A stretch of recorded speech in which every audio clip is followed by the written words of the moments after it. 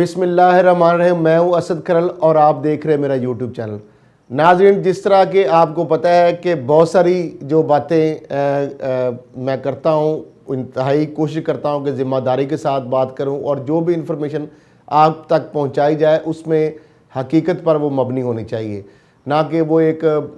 हवाई बात हो या सनसनीखेज़ी पर मबनी हो। आपको याद होगा और इस हवाले से वो क्लिप भी हम कोशिश करेंगे कि आपको दिखाएंगे। चंद रोज़ कबल मैंने आपको बताया था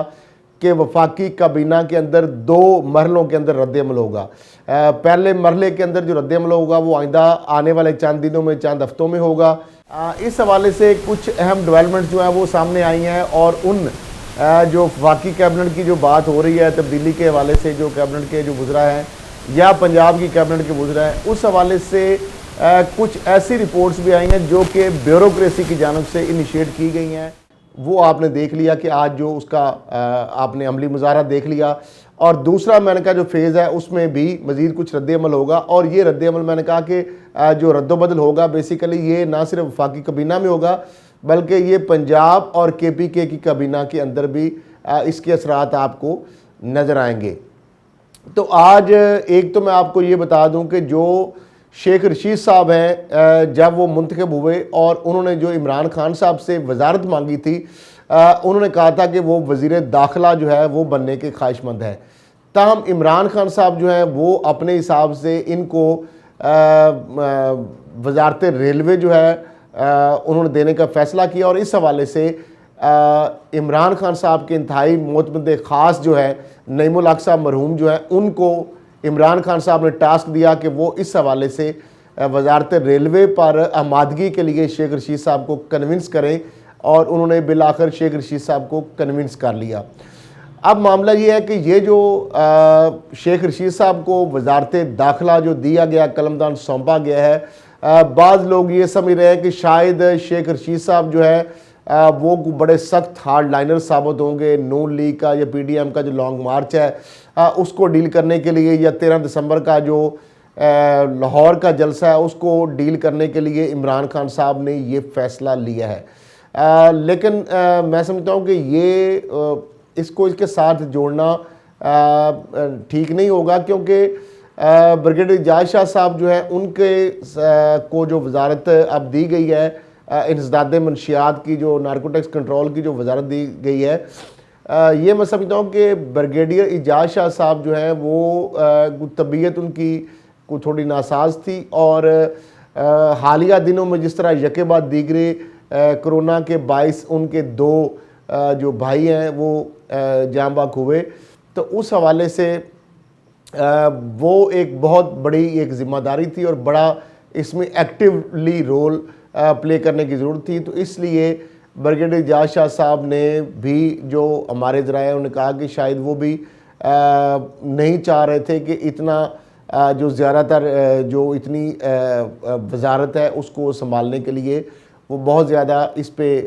खुश नहीं थे, या उन्होंने वज़ीर-ए-आज़म साहब को कहा था कि वो इस तरह कदरे उनको जो कम जो है वजारत एक्टिव जो इसमें जिसमें एक्टिविटी ज़रा कम हो वो उनको अगर दे दी जाए तो उनको इस पे नहीं कुछ होगा। तो इस पे एक तो ये है कि जिस तरह आपने देखा कि एक वाक़या हुआ इस्लामाबाद के अंदर और उसके बाइस सवाती साहब को हटाया गया था। अब सवाती साहब को भी इमरान खान साहब ने एडजस्ट करना था, लिहाजा उनको वजारत रेलवे जो है उसका कलमदान सौंप दिया गया और शेख रशीद साहब को वजारत दाखिला का कलमदान सौंप दिया गया। दूसरी जानब जो इस्लामाबाद हाई कोर्ट का एक फ़ैसला आया, उस फैसले के हवाले से मशीर ख़जाना जो है अब्दुल हफीज़ शेख साहब के हवाले से जो बहुत सारी तकरीबन 7 मुख्तलिफ जो कमेटियाँ उनके में से 4 के वो हेड थे और बाकी 3 के अंदर भी वो बतौर मेंबर थे। लेकिन इस्लामाबाद हाई कोर्ट ने कहा था कि कोई भी ऐसे मामले खसूसी या जो मशीर हैं वो कैबिनेट की कमेटियों के हेड या मेंबर नहीं बन सकते। सिर्फ इलेक्टेड लोग जो हैं वही उनके, या जो फेडरल जो मिनिस्टर हैं वही उनके मेंबर या हेड बन सकते हैं। तो इस हवाले से चूँकि प्राइम मिनिस्टर के पास एक इख्तियार है कि वो 6 माह के लिए किसी को भी फेडरल मिनिस्टर बना सकते हैं, तो लिहाजा उस कोर्ट के फैसले के बाद हुकूमत ने उसका ये एक तोड़ निकाला है कि 6 माह के लिए उनको जो है फेडरल मिनिस्टर बनाकर और वजारत ख़जाना का कलमदान अब उनको सौंप दिया गया है। और उस दौरान हुकूमत अगर उनको मज़ीद कंटिन्यू करवाना चाहेगी तो उसके लिए उनको सेनेटर भी मुंतखब हुकूमत करवा सकती, किसी एक को रिज़ाइन दिलवा कर उनकी सीट पर उनको बतौर सेनेटर ला कर उनको मिनिस्टर बनाया जा सकता है। अगले फ़ेज़ के अंदर भी कुछ वजारतें जो हैं वो तब्दील होने जा रही हैं, या कुछ लोगों से कलमदान जो है वो तब्दील किए जाएँ, कुछ नई वजारतें भी उसमें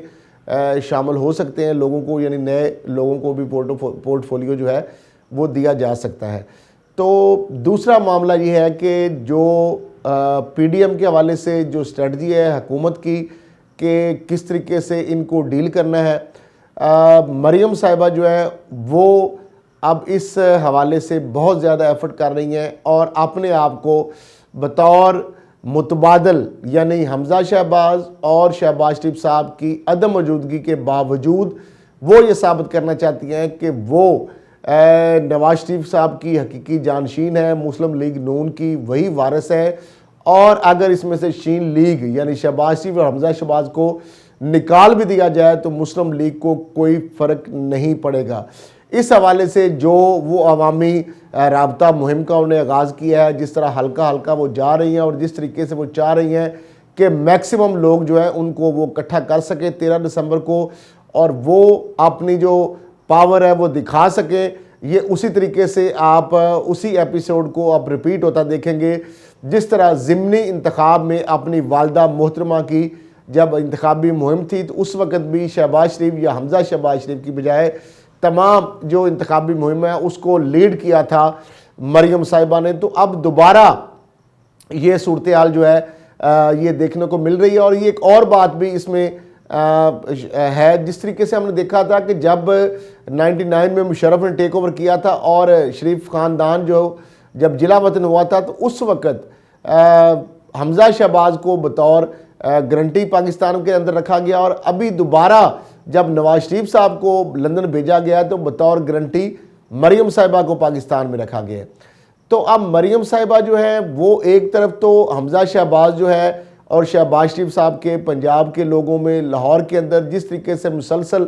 2 टेन्योर उनके पास 10 साल से वो विराजमान रहे हैं बतौर वज़ीर आला, और हमजा शहबाज भी ज़ाहिर बात है कि डिफेक्टो चीफ मिनिस्टर थे, तो उनके बहुत ज़्यादा लोगों के साथ अरकान असम्बली के साथ उसके साथ साथ जो पार्टी अहदेदार हैं तंजीमी और कारकुनों के साथ बहुत ज़्यादा राब्ते रहे। तो मरियम साहिबा इस खला को पुर करने के लिए दिन रात एक किए हुए हैं और वो चाह रही हैं कि ये जो खला है, ये जो गैप है, इसको वो किसी न किसी तरीके से फिल कर सके। अब देखना ये है कि जिस तरीके से अगर आप देखें कि 13 लाहौर की नशिस्तों में से 11 नशिस्तें जो है वो PMLN के पास है, तो अगर एक इनका जो MNA का जो उम्मीदवार है उसके लाख से ऊपर वोट है और जो हारे हैं उनके भी लाख का चंद हज़ार वोटों से वो हारे हैं, तो ओवरऑल इनके तकरीबन 18 लाख के करीब वोट बनते हैं। तो ना तो ये जलसा जो लाहौर का है इसके हवाले से तो सिर्फ लाहौर के लोग जिसकी 1.25 करोड़ आबादी भी है सिर्फ उनको यहाँ पे मदऊ नहीं किया गया, बल्कि मरियम साहिबा ने जो MNA और MPs जो हैं उनको टास्क दिया है कि जो MNA है फी MNA जो है वो 2000 और जो MP है वो 1000 बंदा लेकर आए, और जो टिकट होल्डर है उनको भी इस तरह रिस्पेक्टिवली MNA के टिकट होल्डर जो थे उनको 2000 और जो MPA के टिकट होल्डर है उनको 1000 बंदा लाने का टास्क दिया गया है। ये लाहौर के हवाले से नहीं है, ये इसके हवाले से आप देखें कि ना सिर्फ लाहौर बल्कि इसमें गुजरांवाला है, इसमें फैसलाबाद डिवीज़न है, गुजरांवाला है, सरगोदा डिवीज़न है, फिर इसके साहब इस तरह कसूर, शेखुपुरा, उकाड़ा, ननकाना, हाफजाबाद और दीगर जो कुर्बो जवार के अजला हैं वहाँ से भी लोगों को इसमें पार्टिसिपेट करने की के लिए उनको कन्विंस किया गया है, उनको हदायत की जारी की गई हैं। तो अब ये देखना है कि PDM जो है ये जलसा जो है किस हद तक इसको गैदरिंग जो है लोगों को इकट्ठा कर सकती है। हुकूमत की जानब से जो स्ट्रेटजी इख्तियार की गई है, हुकूमत की जानब से ये स्ट्रेटजी इख्तियार की गई है कि एज़ पर SOP 300 से ज़्यादा लोग चूँकि कानूनी तौर पर इकट्ठा नहीं हो सकते किसी भी अवामी इज्तिमा में, तो वो हुकूमत ये कह रही है कि हम तो उस SOPs के ऊपर अमल दरामद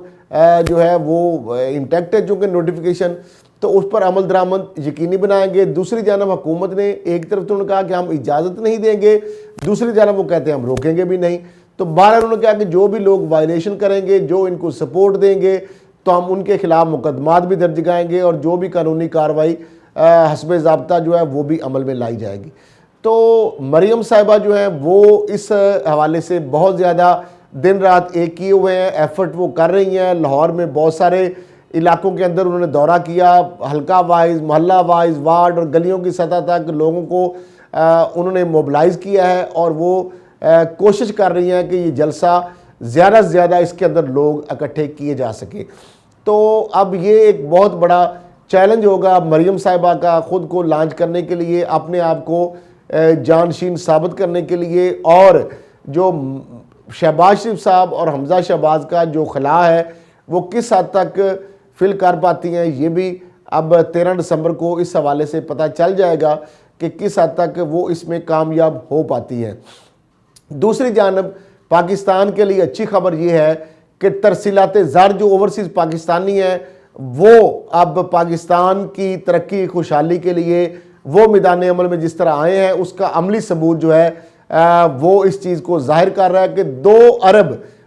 से ज़्यादा महाना वो रेमिटेंसेस पाकिस्तान भिजवा रहे हैं, बावजूद इसके कि आलमी वबा कोरोना दुनिया भर के अंदर